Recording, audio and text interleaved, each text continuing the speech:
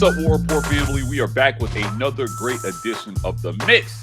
Getting this week's episode kicked off, I've got JD Pickell from On3 Sports. He's an analyst there at On3. Let me bring him in. Thanks for joining me, man, and talk a little bit of Auburn football. How are things over there? Nashville? You're in Nashville? In Nashville, yeah. No, I mean, you and I said it before we got on the air here, asked how you were doing. You're like, man, I'm talking college football, and it's a weekday morning. Like, I am sensational right now. So, man, I'm having a blast, and it is crazy, dude. We are less than a month away from SEC Media Days. Yeah. It feels like the confetti just fell in Houston, and we got Media Days around the corner. The good commissioner decided to put Media Days in Dallas this year to maybe accommodate Oklahoma and Texas joining the conference. We're looking forward to talking football all week, so I'll see you there. But let's talk some Auburn football here. Look, Hugh Freeze has been on fire in recruiting. He has been absolutely on fire. JD, I just want to get your thoughts on Hugh Freeze and what he's been able to do in recruiting. There's a lot of heat around Juju Lewis right now. If Auburn pulls that off, they may be looking at a top 3 class. What do you think about what Hugh's doing in the recruiting trail?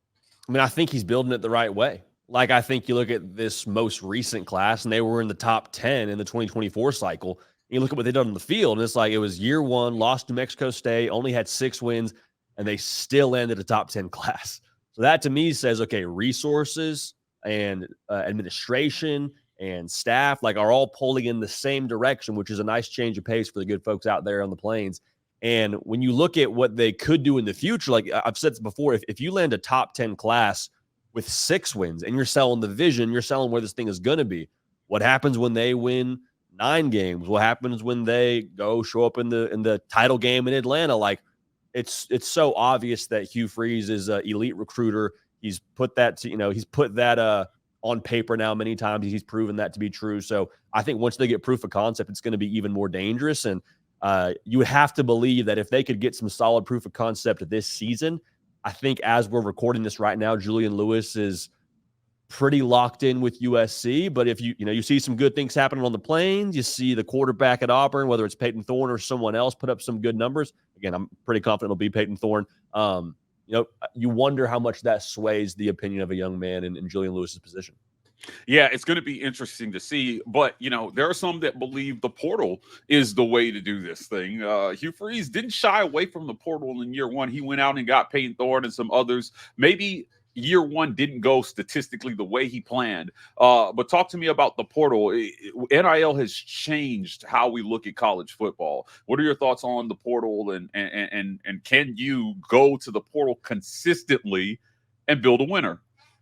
I feel 2 different ways about the portal. I think on one hand, going the Clemson route and just saying, nope, we're not doing the portal, not even looking at the portal. That to me feels a little bit foolish. That's a tool that you now have to use to help your roster compete with the best of the best. Like we're seeing Clemson now get passed by teams that are crushing the portal in a Miami, in a Florida State. So that's one way I feel about it. The other way I feel about it is I don't think it is necessarily the most sustainable route to go. Like the comp to me is always eating out versus buying groceries. You can eat out and you'll be full and it'll be great. But like if you're relying on eating out for every single meal, one, that runs up the budget a little bit. 2, you don't always have the most reliable source of providing sustenance. So when you can cook it in the kitchen, when you can go to the pantry and put something good together in-house, I think that's the most reliable, sustainable way to go about building a roster. And I think we're going to see that too as we move further and further into this portal era. It's nice to eat out, but it's nothing like a home-cooked meal, Mike. Yeah, listen, as somebody who just recently moved back to the area, I can tell you, guaranteed there's nothing like a home-cooked meal. So in Hugh Freeze's home-cooked meal, he's got a lot of Cam Coleman, Perry Thompson, Bryce Simmons, Malcolm Kane. He went hard on the skill positions this year, so it'll be interesting to see. Let's talk Auburn's schedule.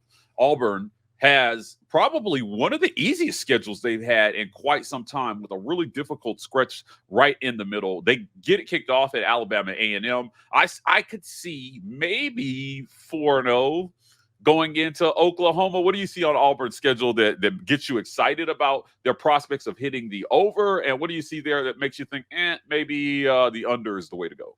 Yeah, I think if you're an Auburn fan, you're like, man, this is our easiest schedule in a minute, and we still got to play Bama. We still got to play Georgia. So it's like, man, golly, we can't catch a break here over the course of the last few years. But I think that game against Oklahoma is the one that I would have circled from an Auburn fan. Yeah. Because right up until that point, Auburn is still in some ways probably, one of the more under the radar teams in college football. But when Oklahoma comes to Jordan-Hare and that place is popping off, and I guess a team in Oklahoma that's won 10 games last year, and I think is going to be pretty good on defense. If Auburn can do what I think they're capable of doing in that game and kind of make a statement, that to me, from a momentum standpoint, from a belief standpoint, from a looking in the mirror as an Auburn team and saying, wow, we are different from last year to this year, and just kind of a sign of the progress, that's the one that I circle. And we talked about this before we got on air too. That stretch in October, coming out of the bye week, I'm looking at it right now as I'm peering off to my side. At Mizzou, at Kentucky, I think is the make or break. Like, those are two teams that I think from a roster level, Auburn is going to be comparable to. A lot of it falls on Peyton Thorne, but if you can go 2-0 in that stretch, I feel good about the over. And again, I've said this before, if Peyton Thorne and that offense does what I think they are potentially capable of doing, with taking another step with him getting spring practice and having more weapons and all those things, I don't think 9 is irresponsible at all to call for Auburn. So okay. I'll take the over there, and I'll be tempted by looking at that 9-win mark when it comes time for predictions.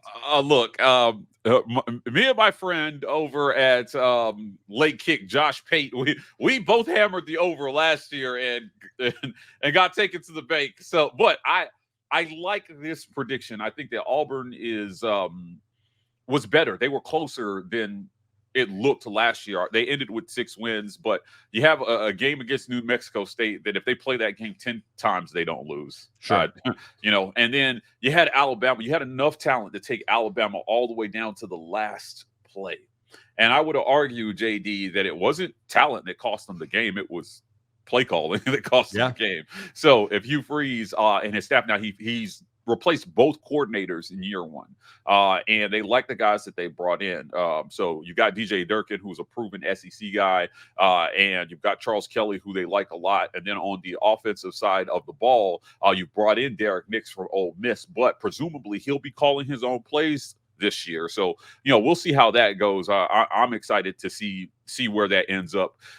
Look, let's talk about kind of the makeup of the SEC this year and how much more difficult it's going to be if you're Auburn to maybe at the 9, and if the ball falls right, 10-win total. Sneak in that back end of a 12-team playoff, JD. Yeah, so, I think. Yeah. Oh, sorry, go ahead. I cut you off there. No. 12 teams means that possibly 4 teams from the SEC are going to make it into the playoff. Does a 10-win Auburn team have a chance to make it into first-year playoff? I mean, so for those of y'all that are saying, hey, this JD guy is getting way ahead of his skis, he's too high on Auburn. Last year, I took the under on Auburn. I want that on the record. So this year, I'm leaning over. Last year, I was under. But when we look at this year, I mean, I really do think a 10-2 SEC team, I don't see how they get left out. So whether that's Auburn, whether that's Missouri, whether that's LSU, like 10-2 SEC team, for my money, will have the strength of schedule, we'll have the eye test, we'll have everything that the committee, and I believe, is going to be trying to check boxes for. So if Auburn gets to 10 wins, I think that's the magic number. I think they'd be in. Yeah, it's going to be interesting to see. Last year, I thought that Ole Miss and Missouri absolutely would have made it into a 12-team playoff. Yeah. Right. And obviously Georgia would have been there. They were still the best team in college football in my regard. In my opinion, I think they would have run roughshod through that playoff had they made it in. Saban just had one little last present for Kirby Smart. But speaking of Saban, he's retired, and that kind of maybe changes the power dynamic in the SEC. I want to talk about Kalen DeBoer for a second. DeBoer is in his first year at Alabama as the head coach there. My guy Stephen A. Smith over there that covers Alabama football. We talked about it yesterday on a radio segment we do every Thursday. Look, he's not Saban. And what does he have to prove in this first year to maybe reestablish the perception of Alabama dominance in the SEC at football, especially with Oklahoma and Texas joining the conference? Yeah, I think you said that perfectly. Like, the optics around Bama for the first time in 15 years are a little bit vulnerable. I think to keep the party going, it's got to be reassuring those kids that are maybe on the fence about Alabama, or they got Alabama in their top 3 on the Hayes Fawcett graphic. That Alabama is still a place where you can go win national titles, win SEC titles, and go be an NFL draft pick. And Kalen DeBoer has done versions of that on a smaller stage in the Pac-12. You know, I mean, Michael Penix Jr. heck's a top 10 draft pick. So there's some confidence there. But I think a lot of these kids that committed to Saban, they committed for the development and the potential of winning at a really high level. And so I think what that would look like in year one to me is from a win-loss perspective, like I need 10 plus wins. I need us to be in the college football playoff. Like if you can punch your ticket to the dance and just prove that, hey, we got in the dance. It was year one. That's a jumping off point. That to me would go a long way. And a big part of that's going to be the defense. I love Jalen Milroe. I think Kalen DeBoer is going to do phenomenal things with him in the system, with how gifted he is physically. But defensively, a lot of young bucks going to be playing for the first time, Mike. I mean, 33% production from last year. How does that translate in year one in a conference that'll chew you up and spit you out if you're not ready for it? I'm curious about that. But I do think if they can win 10-plus games, be in the college football playoff, that's going to help stabilize optics for the Kalen DeBoer era. Mr. Pickell, I can't let Bama fans off the hook here on this one.